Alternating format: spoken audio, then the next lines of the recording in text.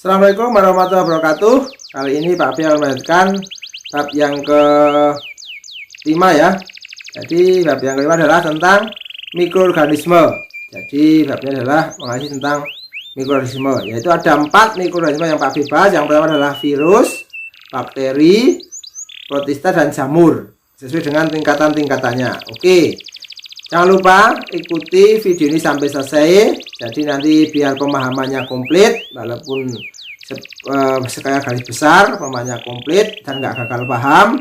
Dan juga bantu nanti kalau bermanfaat kasih like, subscribe, dan komen, serta tekan tombol notifikasi untuk mengikuti konten Pak B selanjutnya. Jadi ini belajar sepanjang hayat, dimanapun Anda berada, di tempat manapun, asal ada wifi atau data kuota internet, bisa menjangkau, bisa mengikuti materi ini. Oke, mari kita mulai. Mikroorganisme yang pertama adalah Pak B adalah ini virus. adalah gambar virus, yaitu bakteriofag. Ya, ini ada kepalanya, ada ekornya, dan ini adalah beberapa bentuk virus yang ada. Virus atau virulae, kata lainnya dah, bahasa itu adalah dengan arti menular, bersifat aseluler, tidak berupa sel, jadi hanya berupa RNA saja, tidak berupa sel, jadi belum bentuk sel, kan seperti itu. Contoh Pak B buat konten ini adalah ada virus yang luar biasa namanya virus COVID-19. Oke ya, COVID-19 namanya virus, bentuknya tidak sel, jadi lebih kecil daripada sel, tapi dampaknya luar biasa. Bahkan sampai seluruh dunia itu bisa merasakan merasakan adanya makhluk ini, namanya virus. Ditandai diberi nama populer COVID-19 atau virus corona. Ciri-ciri virus, dia bisa dikatakan mati, bisa dikatakan hidup. Ini ada beberapa pernyataan seperti itu. Kalau mati kenapa? Karena bisa dikristalkan. Kalau hidup, dia akan hidup pada organisme hidup. Jadi dia itu akan menyerang organisme yang hidup. Kalau organisme mati tidak akan diserang. Misalnya masa menyerang batu kan nggak mungkin. Jadi menyerang orang yang hidup, karena dia akan hidup pada organisme hidup. Ukurannya itu 25 sampai 300 nanometer. Nanometer itu ya 10 pangkat min 9. Ya, tuh. Bentuk tubuhnya ada oval, batang, jarum, bakteriofag, bulat, dan lain sebagainya. Strukturnya aseluler, tidak berbentuk sel, tidak memiliki sel, sitoplasma, membran, hanya memiliki kapsid. Tapi dengan memiliki kapsid saja luar biasa. Cara hidupnya parasit obligat.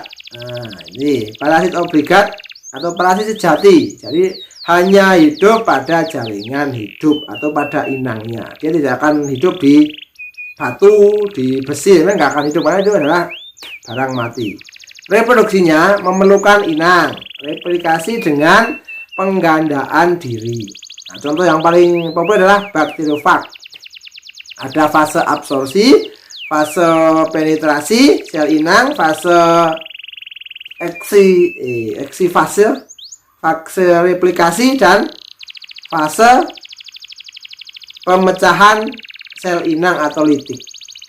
Nah, ini sekarang karena Pak B akan singkat-singkat saja karena membahas 4 ya, peranan bagi manusia untuk kehidupan yang baik atau bermanfaat itu membuat hormon insulin. Ada manfaatnya virus itu walaupun sangat kecil.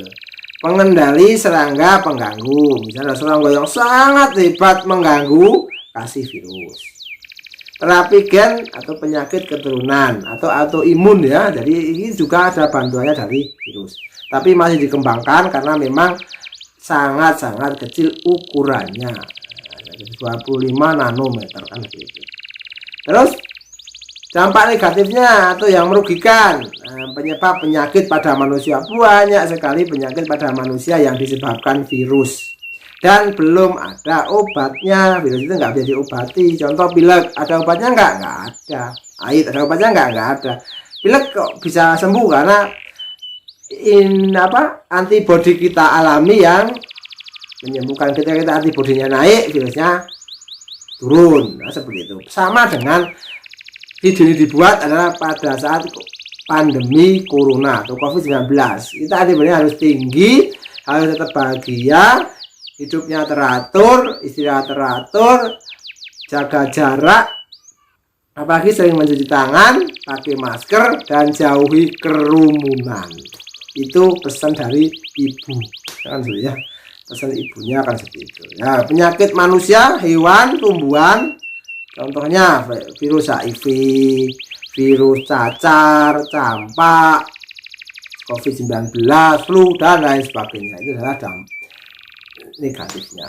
Oke, saya yang kedua, bakteri. Ini adalah bentuk-bentuk bakteri, ada Coccus, Vibrio, Coma, dan Bacillus.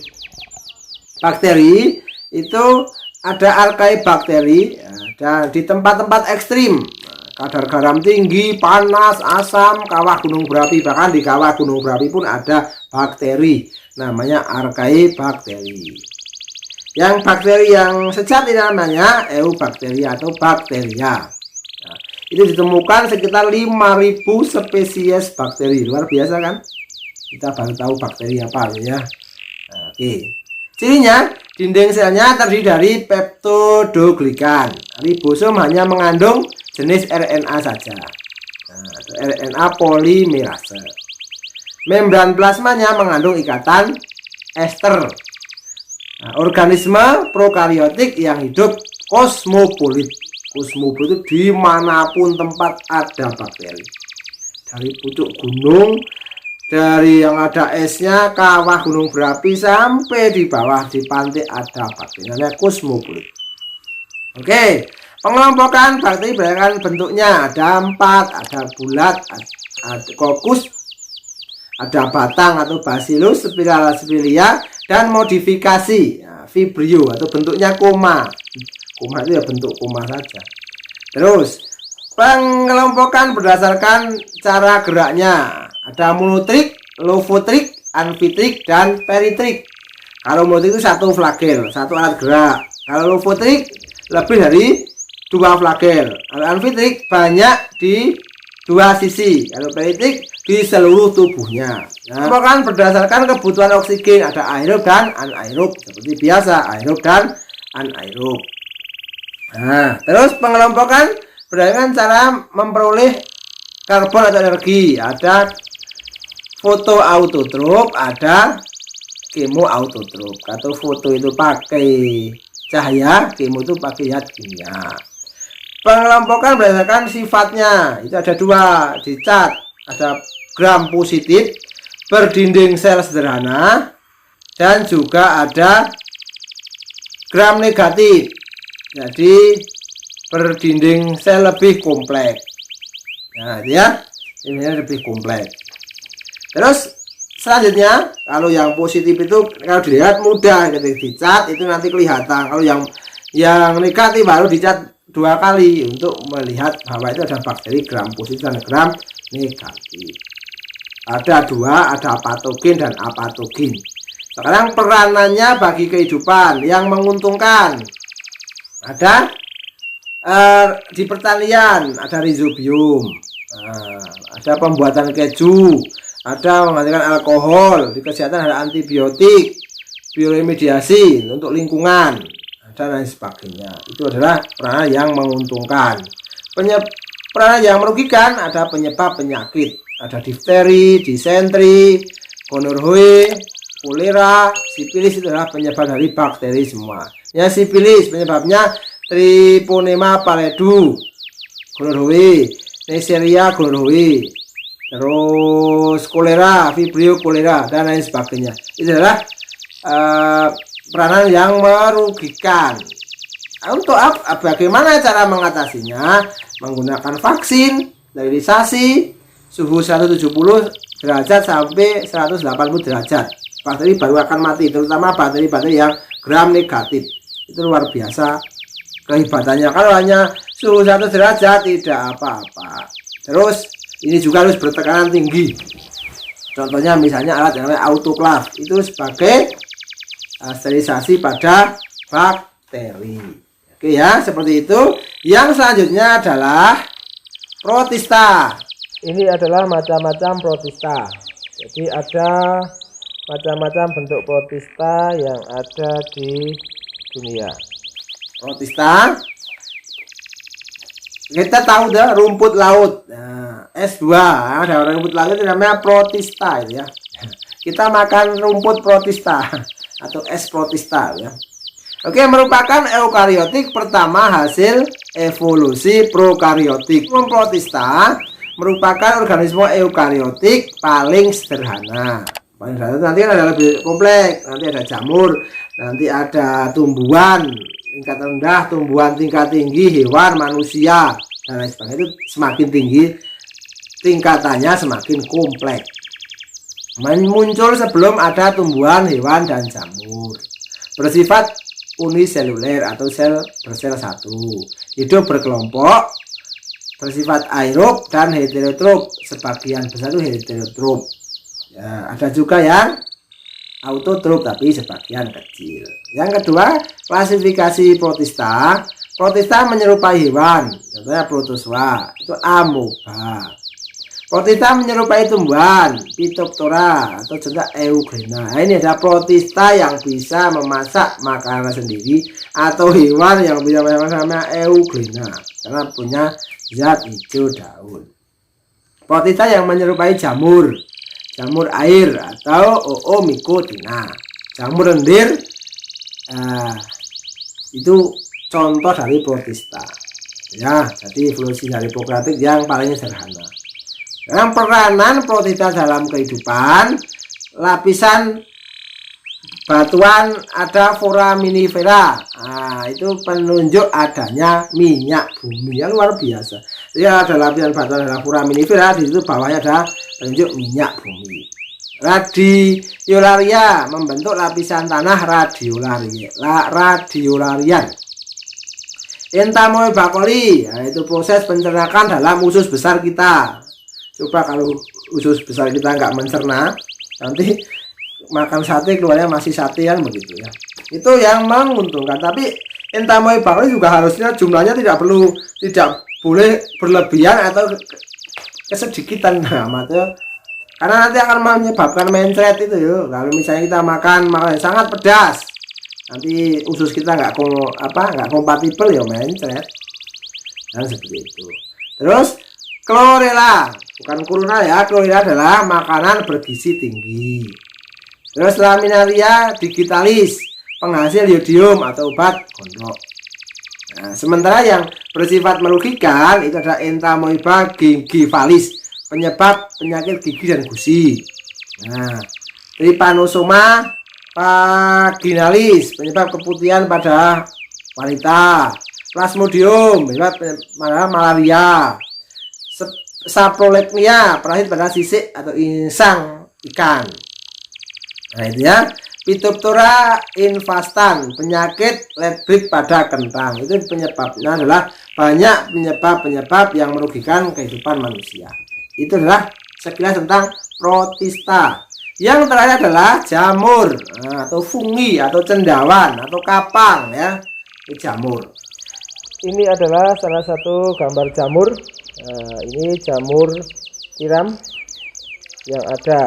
Sementara ini macam-macam bentuk jamur. Ada jamur tiram, jamur. Sifatnya hidup di tempat-tempat lembab, sedikit asam, tidak begitu memerlukan cahaya matahari.